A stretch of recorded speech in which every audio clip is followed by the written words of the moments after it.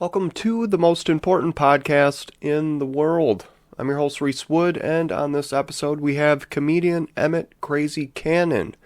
Emmett is here to talk about his upcoming comedy tour, the I Survived Child Support Comedy Tour.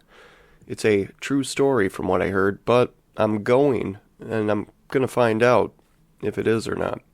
But it's going to be other comedy from Betty Garner and music from DJ Proper, also Kezia Dubois. I think I pronounced that right.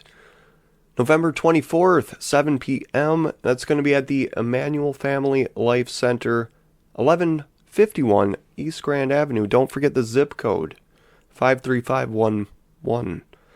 It's $20 per ticket. This is going to be the day after Thanksgiving. Think about it. The day after Thanksgiving, you're going to be looking for comedy. You're going to be looking for tacos. I know it. And this is going to be the place to find them. Music, laughter, tacos, all on November 24th in Beloit. Mark the date, mark the calendars, do what you got to do. I'll be there. Hope to see you there. But in this episode, we're going to talk about where Emmett and I met back in the day at Janesville Community Radio around 2015. We're going to talk about that. We're going to talk about what keeps Emmett going with comedy. Also, we're going to find out where it started for him. We have to find that out. But all kinds of interesting stuff in this episode. You might laugh. You might laugh. But hope you enjoy the episode, and thanks for watching. We're hanging here with Emmett Crazy Cannon. Emmett, thanks for joining on the most important podcast in the world. Thank you for having me on the most important podcast in the world. I feel privileged already. I mean, no better person than you. You actually are the first guest that we've had mentioned on a previous episode. We had Antoine McNeil, and he mentioned you as somebody who was around when he was getting his start, and that's actually something I've heard a lot of from a lot of people around the Beloit and Janesville area. Your name comes up a lot. So I'm really happy to have you here. So we're going to dig into some things I think other people need to hear. I always like talking to people from the Beloit and Janesville area because there's so much that's going on here that people don't know about. And that includes a lot of what you do. So let's start from the beginning, if it's possible. Where did comedy all start for you? Where did the path for comedy start for you? First and foremost, I believe now years later, or knowing that it comes natural to me. Anybody around me knows that I'm just naturally funny. But during my youthful years, being a class clown, doing things that was considered acting out as a kid, but now is part of my storyline when I'm on stage. So just being a kid, being a class clown, being funny amongst my friends and family, but really it hit when I was in high school and I decided to be in a talent show. And I really didn't even know what stand-up comedy was, but I just said I wanted to put some stuff together and do it all at once. And then I did that, and I won the talent show. And I had one of my friends, her father, came up to me. He was a promoter. His name was Eugene Rellifer. He has passed away as of now, but he became my first manager. He came to me after the show and said, "I got it." And I was like, "Yeah, I did got it. I do have it. I won this $100. He's like, "No, you have it." So he saw in me early that I had the knack to be a comedian at the way I put my jokes together and then my stage performance. And from there, I started doing comedy at 16. You know, he was promoting me to do certain things. So from there on, it just took off with me. Wow. So 16, I know I said this in the episode we did with Antoine McNeil. I'm kind of like you. I've loved comedy my whole life. Who were the people that made you laugh when you were younger?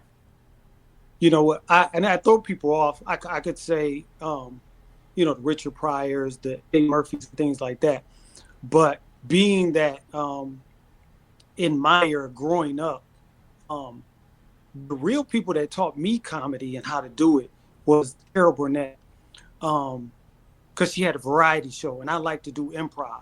So she had her show. It was the Carol Burnett. It's the Lucille Balls.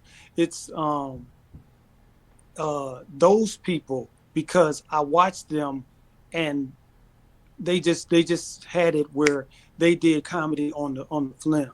So it was those that got me, and then it became the stand-up comics as the Richard Pryors. And my comedy range just goes wild from different people that you wouldn't even believe that I would take pieces from. Not so much still their material, but just the way that they do comedy. So yeah, that would be. So I want to ask, everybody's different on their approach to comedy. Are there certain elements of comedy that are like critical for you in your approach? So you're speaking as far as, do I tap into politics or worldly issues or things like that? You know what? Normally I try not to do those type of things, and not because I want to not really offend people, but I believe that it's so beaten in the news, beaten on social media, and everybody puts their opinion on and talks about it. So what I just do is try to be right in the middle and talk about some other things, right? Because if I start talking about something and another comedian or 12 other comedians have spoke on that subject, then I don't feel like it's funny. And I try to give people the most funny thing. Now, if I will, or I'll put it in my own way. But really, I just try to give you the now. When if you ever see me do comedy, I give you the now, right? So if I'm doing my comedy stand up, I'll talk about what's happening in the room right then. So people be like, wait a minute, you didn't write this down because this just happened. So I should give you the now. That's more my lane. I want to give you the now. So you really are the like on the fly, just in the moment, and that definitely is a different type of comedy. I know a lot of people have to write, and they do a lot of writing, a lot of rehearsing. But like you said, there are some people that it's kind of just what you do all the time. And that's how I feel about you. I see you post online, and you're always saying something funny. I mean, that's what you're known for, at least. That's how I see you. When I do, I'm also I like to use my comedy in a witful way. When I'm doing, I like to do charitable acts. I like to do things in the community, helping out and things like that. And I don't want to sound like some type of politician or councilman. I can't, who's just boring. Some people just give a speech and then you're like, eh. I try to use humor to keep your attention, and that way you'll get the understanding of what's going on and be more helpful to whatever thing we're doing. So I try to use that as a witful way of an icebreaker per se. Definitely. So the one thing that also came across, when you first came on my radar, I was just coming to Janesville Community Radio. Before that, I was podcasting. Here I am back to podcasting. But the time at the radio station, there were so many awesome memories. I engineered for you guys on B City Be Funny a couple times. I can't even tell you how cool that opportunity was, because you guys not only made me laugh, but I was looking for experience doing something like that, getting to help comedians. Like I said, lifelong comedy enthusiast myself, but just getting to sit back and watch you guys, it was amazing. Tell us about some memories at the radio station, because I know it's just one of a bunch of things you've done. Like you said, you're always busy in the community, and that's what we were doing at the radio station. But tell us some memories you have from there. So it's funny. Rest in peace to Vicky Lim, which is 1/3 of B City Be Funny, and also with my friend Des Miller, Des Uncensored. But when we first started on the radio, doing the radio show, we actually were put on there as a guest for Yuri. And so we were a guest for Yuri, and we was talking, and we jailed. Listen, it's you'll probably never find a friendship like ours. Three comedians that just jail. You know, we just feed off each other. And so we was coming there to do the radio show, and we sitting there and we talking and we just being ourselves. And he was like, "Have you guys ever thought about doing radio?" And we were thinking, like, yeah, we on the radio show right now. We're talking to you. You know, we were happy being a guest, but he was like doing an interview for us right then on the spot to tell us that we could do a radio show. And so then when he finally told us, like, no, I think that you would be great, all three of y'all, to do a show together. So we decided to do that. Then we came up with the B City B Funny Live. And we didn't want to really just say what type of topics we talked about. We didn't want to be offensive to nobody or whatever. We just wanted to show people us and make people happy to get themselves relieved from the day and call in and listen to us. But we've had so many different memories there because we never came with a script. And so when you were there, when Paul was there engineering, and anybody who was there engineering, we just came in there, I think, and we was ahead of our time because we came in there and we did the show, but we was like, I think people want to see how because we were doing all kind of antics and dancing and stuff. So it was like, we want to see we want people to see us in the studio. So that's what we started doing live. So now everybody does live podcasts and stuff like that. So we were kind of tapping into that field without even knowing it. But yeah, it's so many things. If you go back on the B City Be Funny Live, our page, you will see little clips of videos of where we were dancing and singing songs together, just doing whatever, just having fun. But yeah, that was a great experience, and everybody that we work with, I thank them and still have memories of them. That was a good time. Definitely. Like you said, I definitely had the impression it was kind of like outside of its time because just almost everything going on at that radio station was different. And I mean, those are great things. Everybody needs something different. And that's what's great about a community radio station. But we really had it going. You guys had it going with that. And like you said, unscripted. You just came in there. I watched it happen. Everybody just came in, sat down for like 15 minutes before it went on air. You guys would go on air and kill it for like 2 hours on a Sunday. And then we spent off of that because then Vicky got her own segment of a show, which was called Wild, and it was women on women. And so she always was about empowering women. Talk about something we need right now, right here. I could never see why it didn't go so much further. Like I said, it was ahead of the time. But right now, people are doing that. Like you said, they're streaming and podcasting, and it's just so crazy. You guys really were ahead there. But so I want to ask you some other stuff. I know everybody faces challenges, but everyone's unique in how they handle them. And I wanted to ask you, how do you handle obstacles and the challenges that life brings us? That's a very good question. Being centered in my beliefs, in my faith, that helps. But and who you surround yourself with, right? Who you surround yourself with. Being a comedian, just per se, I do a lot of other things, but since we're speaking on comedy or whatever, being a comic, just as a recent, I had a friend that I was talking to, and I was like, you know what, I'm going to pursue comedy 100% now, right? Because I was working and doing comedy because I didn't want to be a struggling comic and then raising my kids. So I didn't want, I loved the comedy, but I didn't want to take away from raising my kids.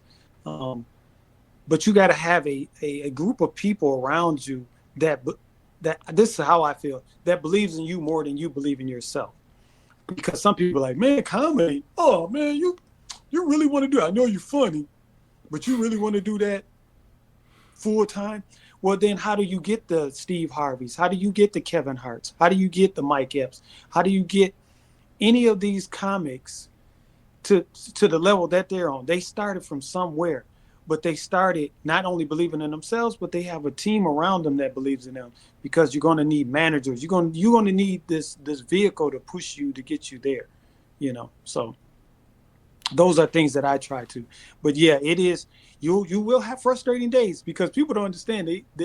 To be a comic, you have to be a different individual. I have to go into a room full of people that don't know me, that's going through their day to day, and I have to have the ability and the gift to go into each one of them and make them laugh. Right? That is not an easy thing. Some people think, oh, I'm funny, I can get on stage. Until they get on stage, let me say, wait a minute, I can't do this. So I then need somebody to entertain me too, because if I'm giving all my energy to you and you and you, then I need somebody to replenish that. So you just try to find a even balance. But the love of it, I know that it's come with strife, but if that, and this goes with any comedian, if you love it, you're gonna have to deal with the negative side of it too, with different things. Right. No, so I was going to ask you, outside of comedy, what are the things that keep you in balance in life? Or, we always have other things that motivate us or keep us centered. What are those things for you? Different things that I don't even, some people would know, some things that don't even talk about, because I don't want to be, I believe that when you do certain things, I don't do them for accolades or something like that. So there's going to the nursing homes, visiting with those people sick and shut in, trying to do things with the youth in the community, whether that's at the Boys and Girls Club, whether it's just mentoring. I've done mentorship, speaking at the city council for different things that I see that needs to be done in the community, aligning myself with different organizations that feel the same way that I do about different issues. Right. I don't want to just be a person that talks about certain things, like at the schools, and be like, oh man, these kids they're doing this and this and this, but not being a part of it. Right. So how can I help out instead of just talking down on different situations?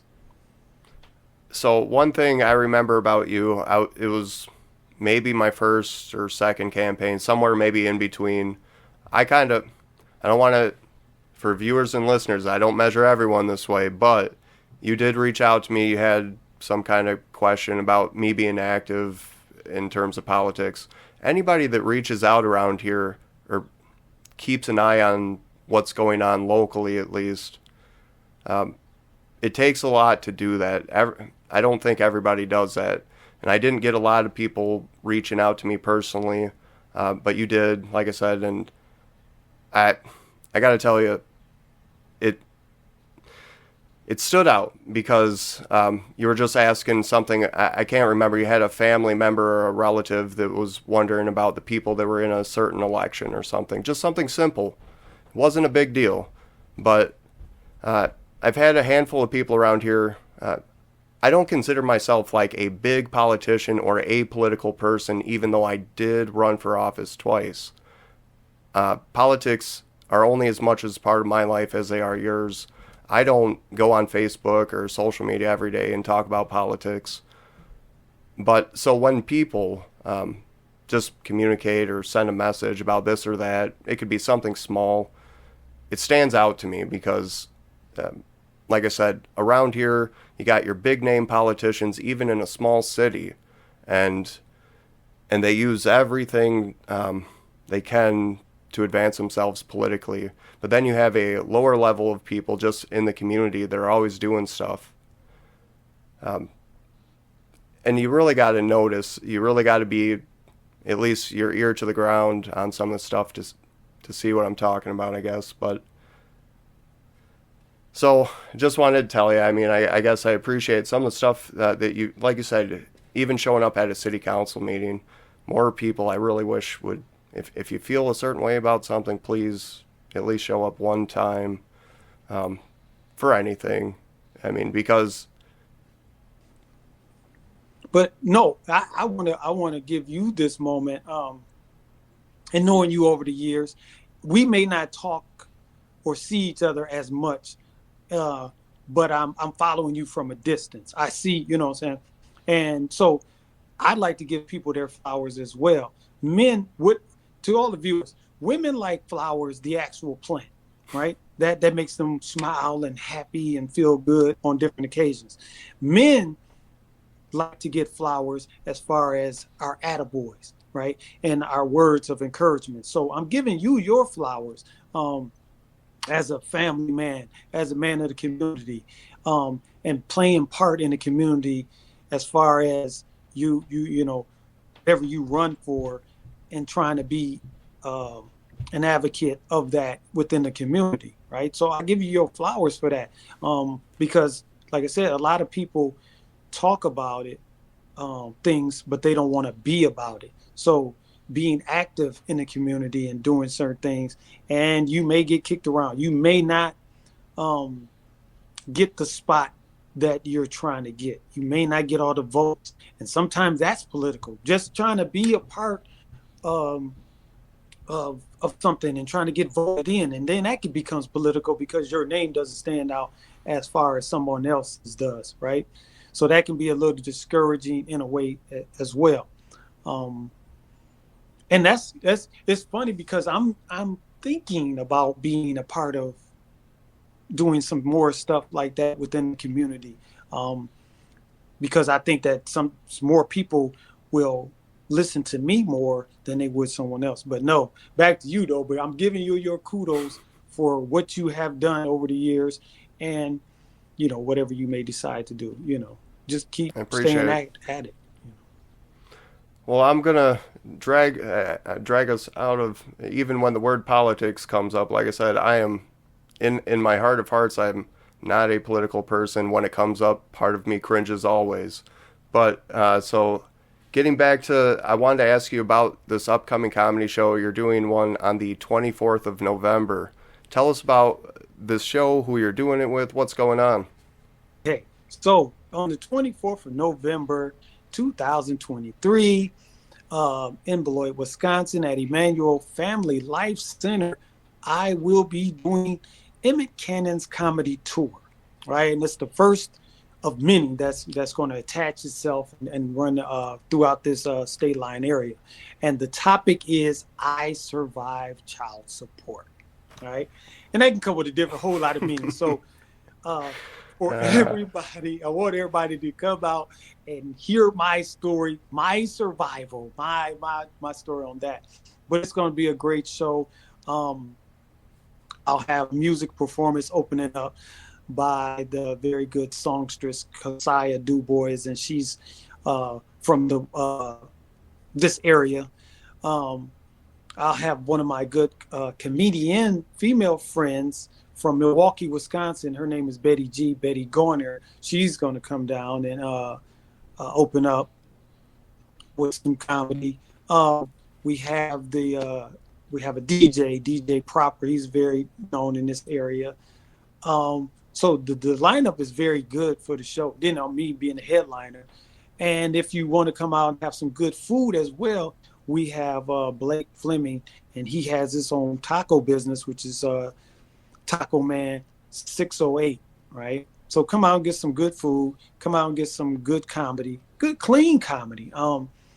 That's what I'm starting to do. Not that I was really raunchy before, if anybody know my comedy, but I want to do cleaner comedy. There's a lot of people that don't want to come into a bar or something like that, and I get it, Mm-hmm. And so, but they want to support me. They want to hear my comedy. So I'm giving you an environment to come in and get some good comedy. Day after Thanksgiving, Black Friday. So come and burn up some of them holiday calories. Everybody wants something to do around the holiday while all families in town or whatever. So this is something to come out and bring the family, have a date night, have a girls' night. Just come out. It's on a Friday, and It's the doors open from at 7. Show starts at 7:30. Come out, have a couple hours of good fun, and then you can go enjoy the rest of your weekend. That's right. Hey, so I ask everybody on the show to kind of wrap things up. Uh, Everybody's got something different to say when it comes to an important message, but what's one message or something important you'd like to leave people thinking or consider? I would say that at the end of the day, and what was my quote yesterday? I told a friend. Told a friend yesterday. I said, "Create your tomorrow today.